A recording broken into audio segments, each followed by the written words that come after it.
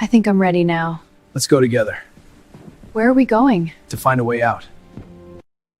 The cargo pilot did not plan to be a hero. His name was Ethan Cole, a low-level space transporter who moved scrap and old machines between forgotten colonies. He was not brave, not famous, and definitely not rich. He just wanted to finish his job, get paid, and sleep for a week. His ship, Rust Sparrow, was old and noisy. The engines coughed like they were sick. The lights flickered when he made sharp turns, but it still flew, and that was enough. That day, Ethan was crossing a dead zone of space. No trade routes, no patrol ships, no signals, just darkness and stars. His scanner suddenly beeped. Unknown object detected. The ship AI said in a calm voice. Ethan frowned. Out here? That's impossible. He turned his chair and looked at the screen. Something huge floated ahead of him. Half hidden in shadow, it was a ship, but not like any ship he had ever seen. It was massive, long like a city, covered in strange shapes and smooth metal. No lights, no signals, no power reading, just silent. Abandoned. Ethan whispered. His heart beat faster. Ships like this meant one thing, salvage, and salvage meant money, a lot of money. Just a quick look, he told himself. Then I leave. He flew closer. His small ship looked like an insect next to the giant vessel. A broken docking port hung open like a mouth. This is a bad idea, he said, while steering inside anyway. Inside, it was dark. His ship lights showed metal walls, dust floating in zero gravity, old marks of damage, but no bodies, no movement. Ethan put on his suit and stepped out. His boots touched the cold metal floor. His breathing sounded loud in his helmet. Hello? He said as a joke. His voice echoed. No answer. He walked through a long hallway. The walls had symbols he did not understand. They were not human letters. The air was thin but safe. Emergency lights glowed very weak red. This is alien, he whispered, eyes wide. Then he saw something strange. A door ahead was still glowing blue, like it had power. That makes no sense, he said. He walked closer. The door opened by itself with a soft sound. Inside was a room different from the rest, clean, bright, and in the center stood a tall glass pod.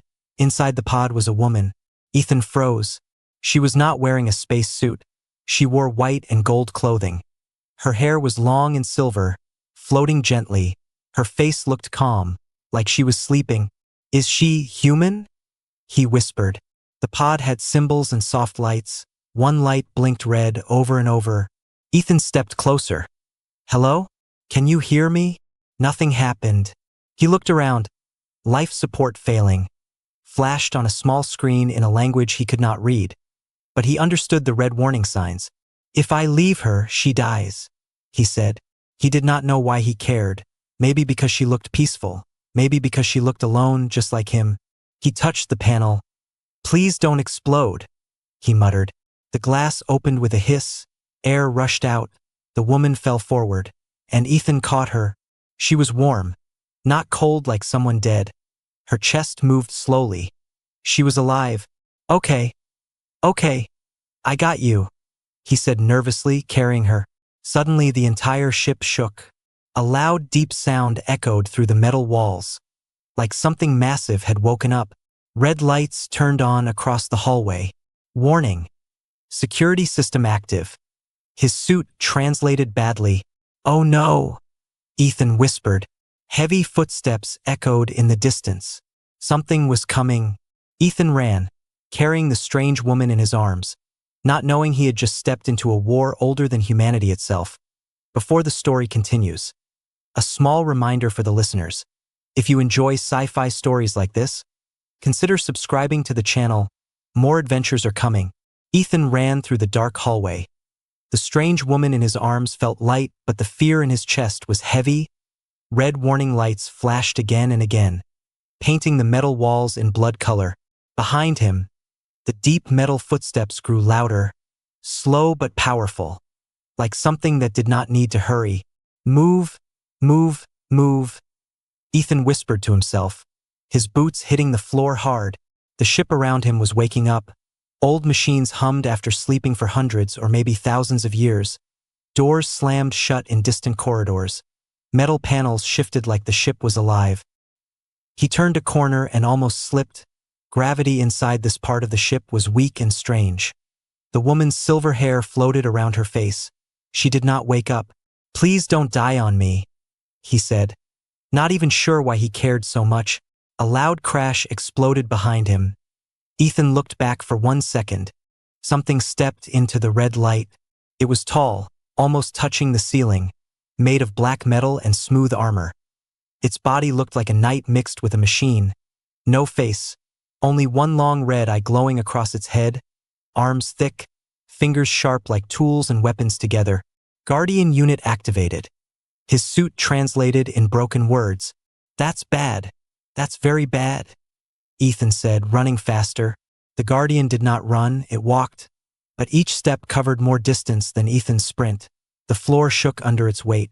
Ethan saw a side door half open and rushed inside. The room looked like storage. Broken containers floated in the air. Metal parts and old devices drifted slowly. He gently pushed the woman behind a large crate and looked around. His breathing fast and loud inside the helmet. "I'm just a delivery guy," he whispered. "I am not made for this."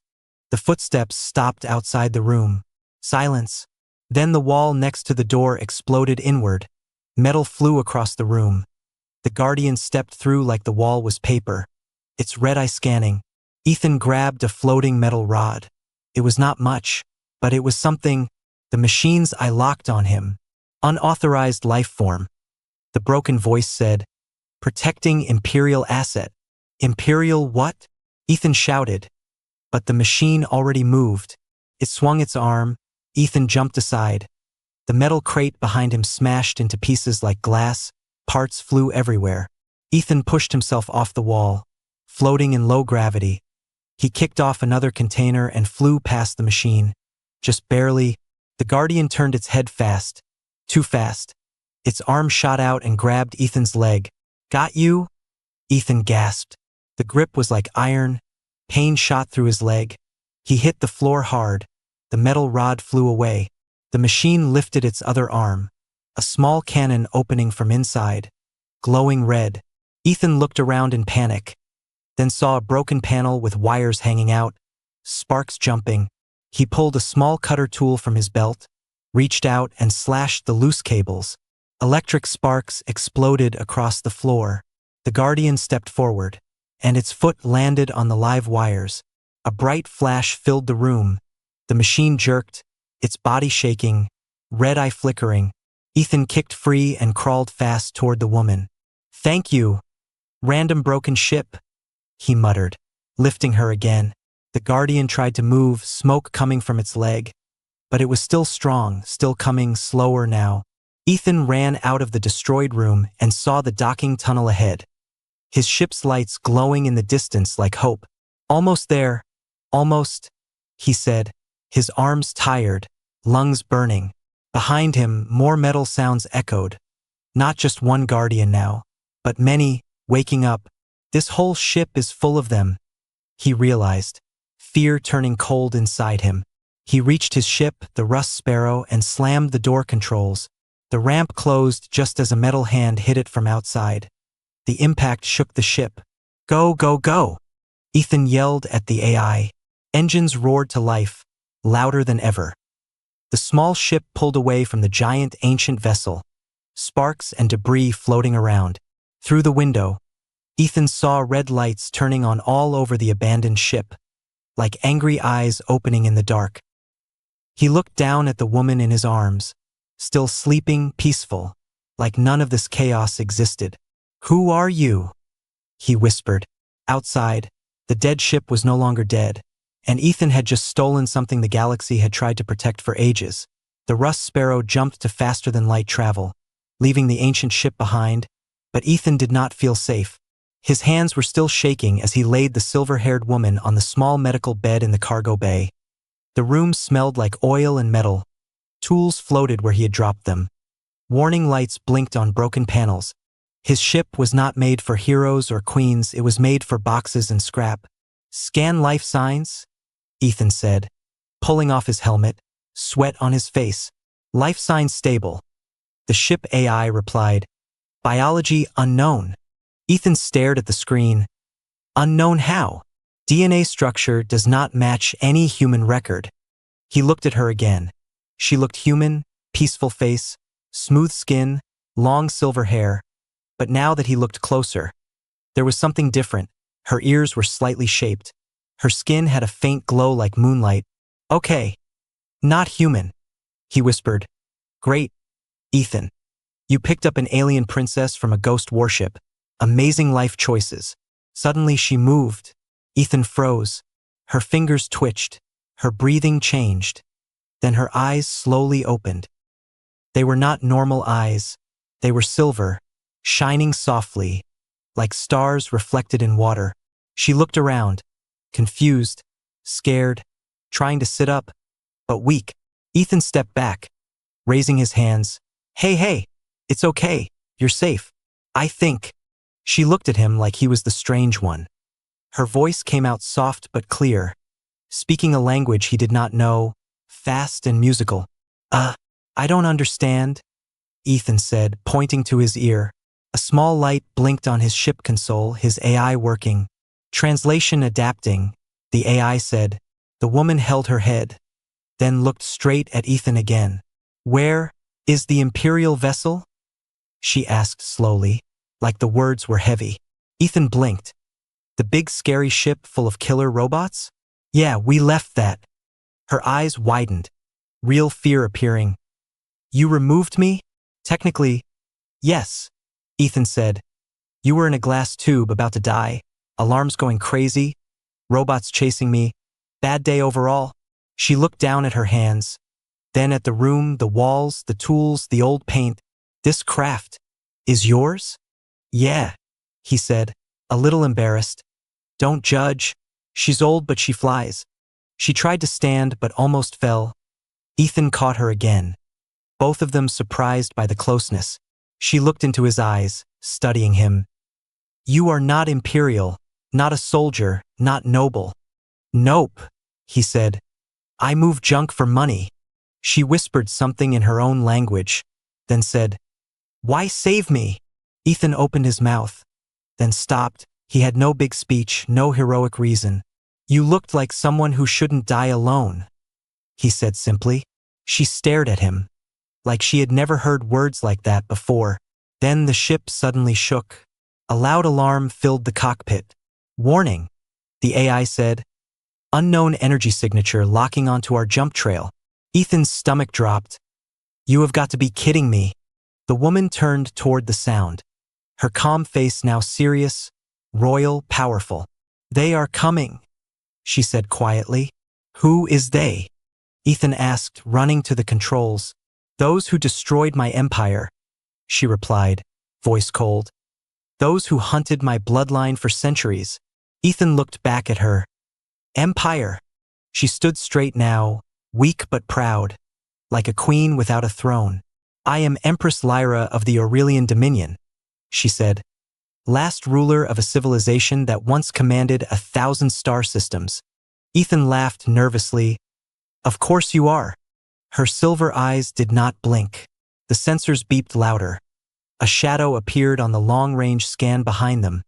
Something fast, something big. Your ship cannot outrun them, Lyra said. It is not built for war. Yeah, no kidding, Ethan muttered, pushing buttons.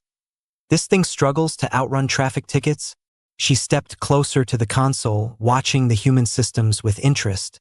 You are not advanced, she said. But you are unpredictable. That may save us.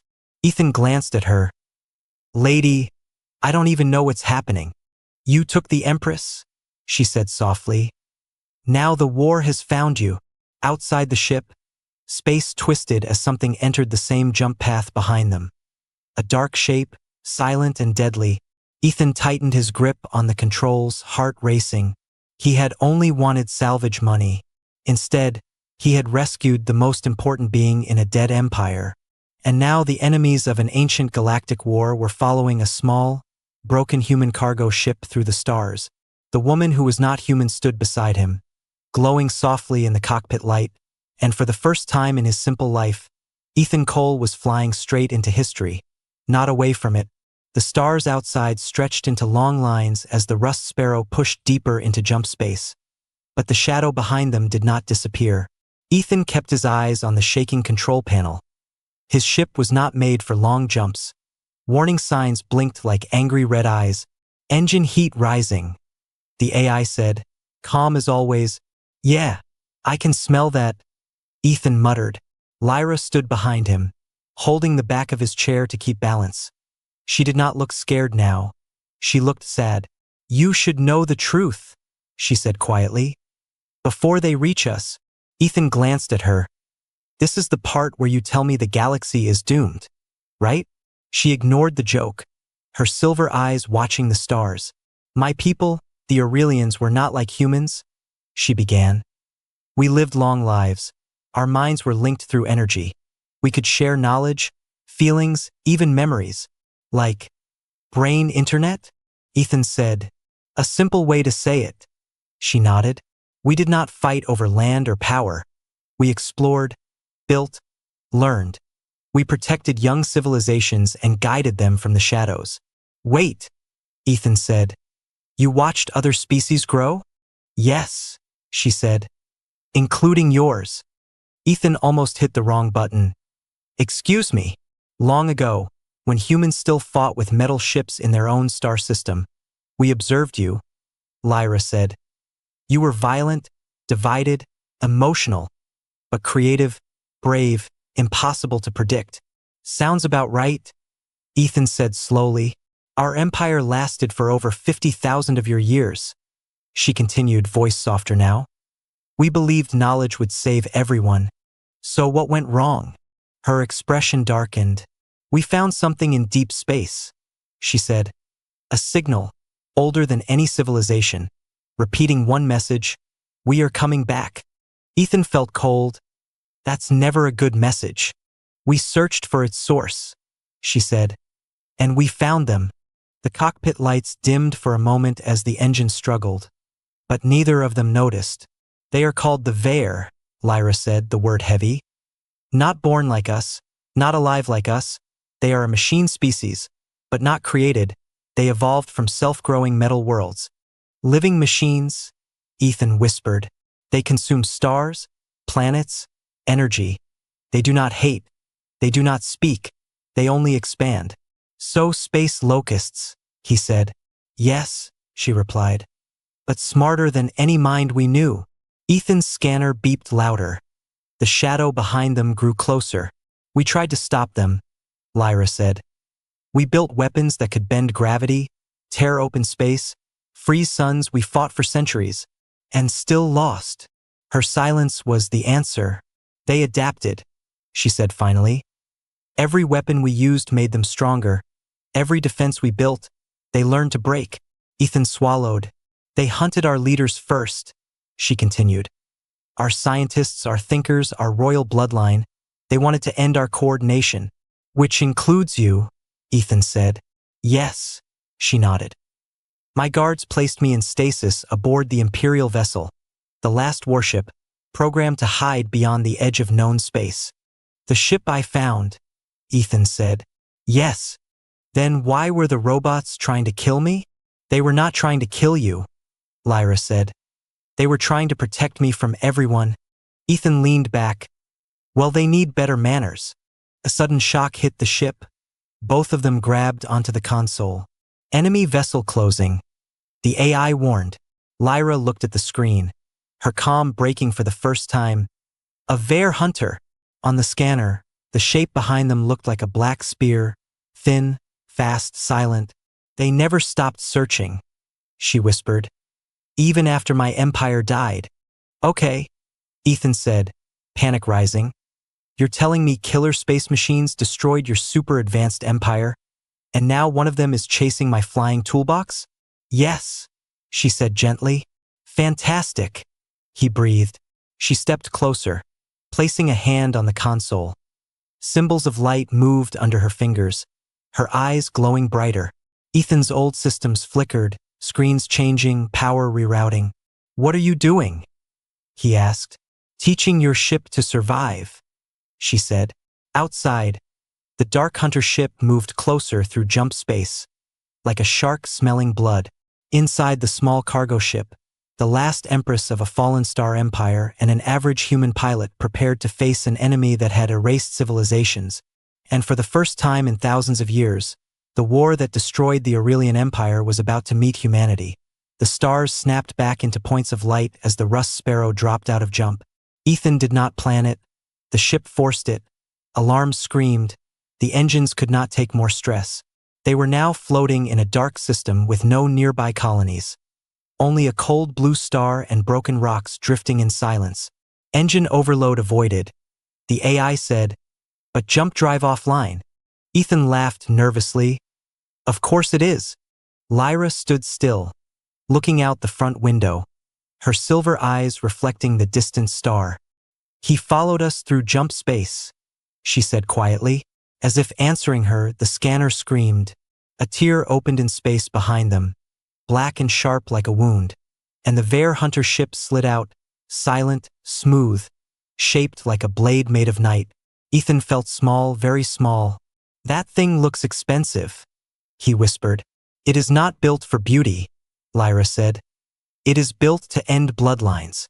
The hunter did not fire, it just stayed there, watching. "Why is it waiting?" Ethan asked, hands shaking over the controls. "It is scanning," she replied. "Learning your ship, your systems, your patterns. Can we hide?" "Not in open space." Ethan looked around. His eyes found a dense asteroid field not far away. Giant rocks spinning slowly, shadows deep between them. "What about there?" Lyra studied it, then nodded. "Dangerous, but better than here." "Danger is my middle name," Ethan said, already pushing power to the engines. The Rust Sparrow shot forward toward the asteroid field, the ship shaking, bolts rattling. Behind them, the hunter moved. No engine glow, no sound, just sudden speed, like space itself was pulling it forward. "Why is it so fast?" Ethan said, steering hard around the first giant rock. "It bends gravity," Lyra answered, holding onto the wall. The asteroid field swallowed them. Rocks the size of cities drifted slowly. Smaller ones spun wildly, metal fragments and ice chunks everywhere. Ethan weaved through them, breath fast, sweat on his neck. The hunter entered the field without slowing. Small beams of red light flashed from it, cutting asteroids into pieces that drifted apart like dust. "It's making a path," Ethan said. "It does not fear collision," Lyra said. "It calculates everything." A chunk of rock smashed into the side of the Rust Sparrow. Sparks flew. One panel went dark. "Shields?" Ethan asked. "We do not have shields," the AI replied. "Yeah, I know, just hoping." Lyra moved to a side console, placing her glowing hand on it. Human symbols mixed with alien light. "Your ship is simple," she said. "But simple things break in strange ways." Ethan smiled nervously. "I'll take that as a compliment." Suddenly the hunter fired. A thin beam sliced past them, missing by meters. The rock behind them exploded into fire and dust. "Okay, now it's serious," Ethan shouted, spinning the ship through a narrow gap between two spinning asteroids. The hunter followed, but one large rock drifted into its path. The machine ship did not turn. It fired. But this time the beam hit a metal-rich asteroid core. The blast reflected wildly, energy scattering like lightning. The hunter's surface flickered for a moment. Lyra's eyes widened. "It does not like unstable materials." Ethan grinned. "So rocks are our friends now."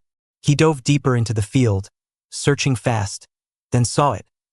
An old mining station built into a giant asteroid. Broken, abandoned, half destroyed. "Hold on," he said, steering straight toward it. "Why are we flying into a rock?" Lyra asked, surprised. "Because humans hide in junk," he said. The Rust Sparrow slipped through a cracked docking tunnel and disappeared inside the hollow asteroid just as the hunter reached the entrance. Inside, it was dark and tight, metal beams, tunnels, old machines everywhere. Ethan cut engines. Silence. Both of them listened to their own breathing. Outside, the hunter floated near the asteroid, scanning, patient.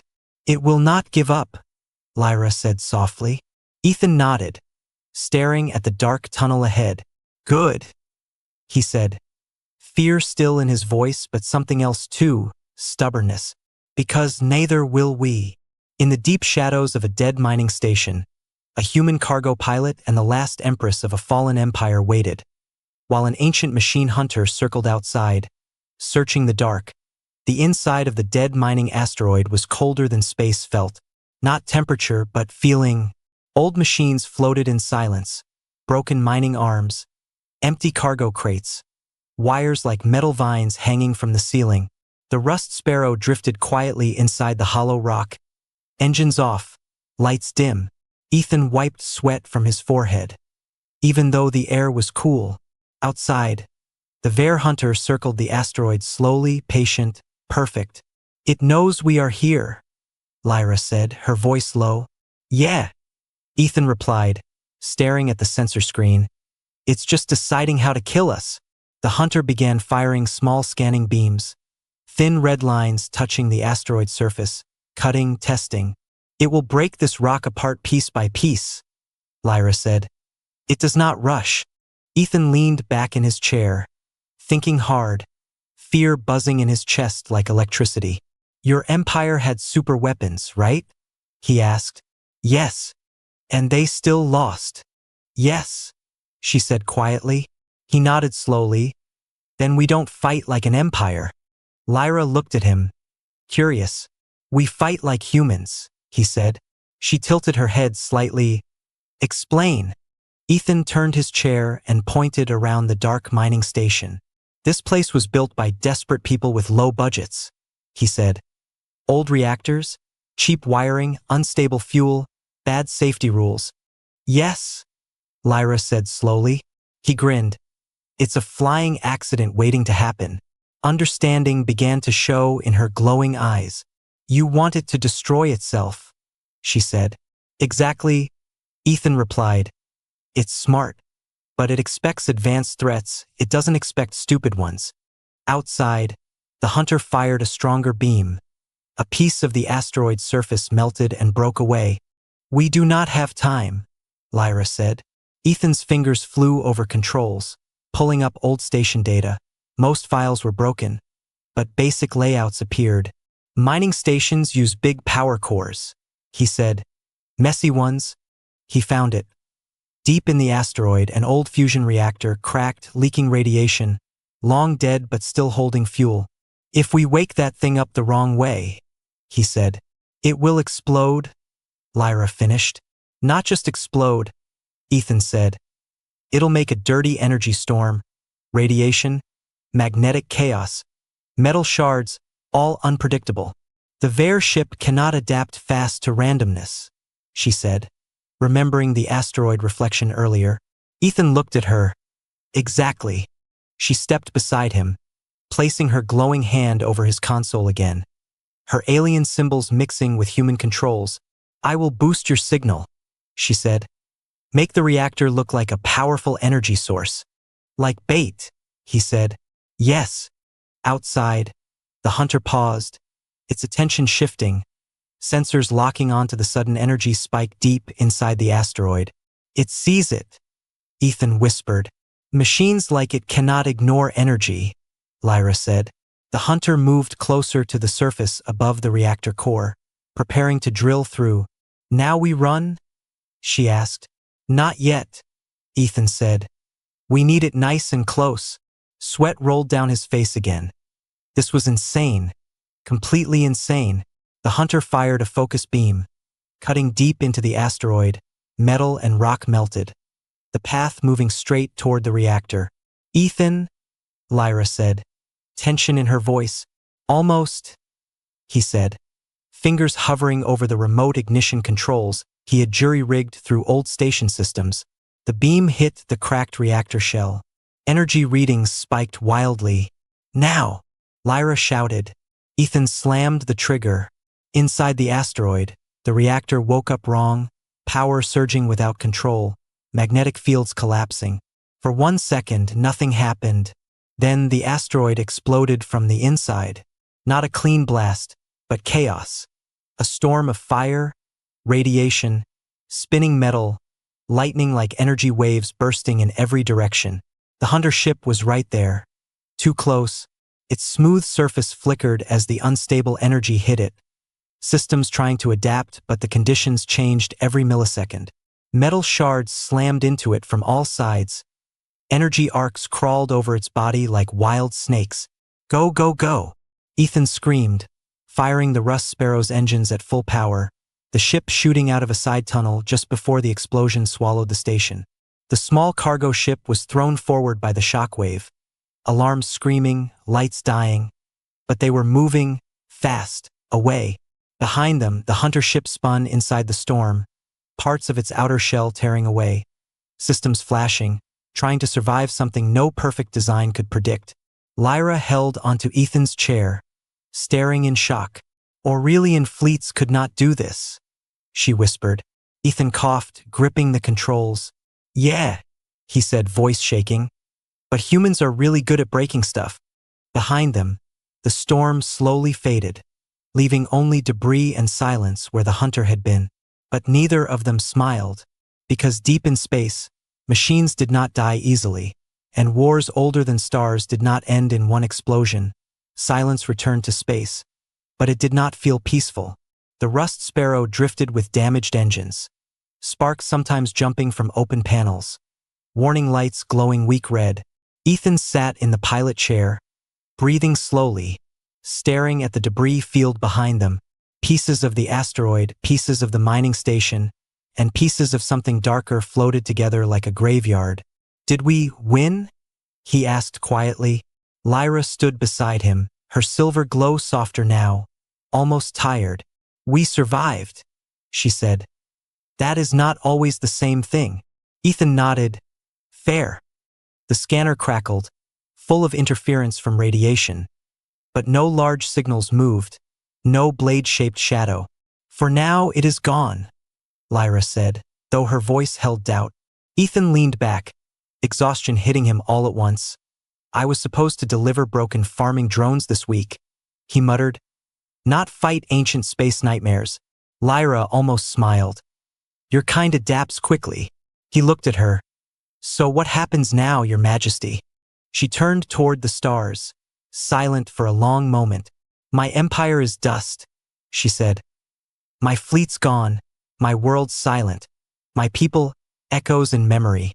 Her glowing eyes reflected distant starlight, but there was deep loneliness in them. I was meant to sleep until the danger passed, she continued. To rebuild one day, to lead again. Ethan scratched his head. And now I see something my people never understood, she said, looking at him. We believed perfection would save us, order, knowledge, control. And you survived with chaos, instinct, courage without plan, she said softly. You risked everything for someone you did not know. Ethan shrugged, uncomfortable. You looked like you needed help. To my people, that reason would not be logical, she said. But it may be stronger than logic. A weak signal blinked on the console, a wideband human emergency channel, old and rarely used. Ethan blinked. That's a human deep space relay. Lyra looked at the signal, curious. He adjusted the receiver. Voices filled the cockpit. Human voices, worried, confused. Unknown energy surge detected. Possible alien tech signatures. Send patrol drones. Ethan looked at Lyra slowly. Looks like humanity just noticed the fireworks. She watched the signal, thoughtful. My enemies will notice too, she said. If the Ver learn that humans now stand beside me, they will mark your species as a threat. Ethan gave a tired laugh. Lady, humans have been threats to each other for thousands of years. We'll manage. She stepped closer to the window, her reflection mixing with the stars. I can leave, she said quietly. Take an escape pod, hide again beyond known space, draw the hunters away from your kind. Ethan turned to her fast. After all this? It is my burden, she replied. Not yours. He stood up, facing her. You think humans would want that? He said. You think we'd sleep better knowing space monsters are out there, And we sent the only person who understands them away? She said nothing. We're not perfect, he continued. We fight, we argue, we break stuff. She gave him a look. Yes, I have seen. But when something big shows up, he said, we stand together eventually. Lyra studied him, the simple human in a dirty cargo suit, ship barely alive around him. In my time, she said slowly, an alliance with a young species would be unthinkable. Good thing this isn't your time, Ethan replied. The human signal grew stronger, ships on the edge of the system, small patrol craft, nothing like Aurelian war fleets, but moving with purpose. Lyra closed her eyes for a moment, as if listening to something far away, maybe memories of her lost people. When she opened them, her glow became brighter, steady. I am Empress Lyra of the Aurelian Dominion, she said, voice calm but powerful. Last of my line. Ethan waited. I choose not to run, she finished. He smiled, relief washing over him. Welcome to humanity. Then, she looked at the approaching human ships. Then back at him. Then we begin again, she said. Outside, small human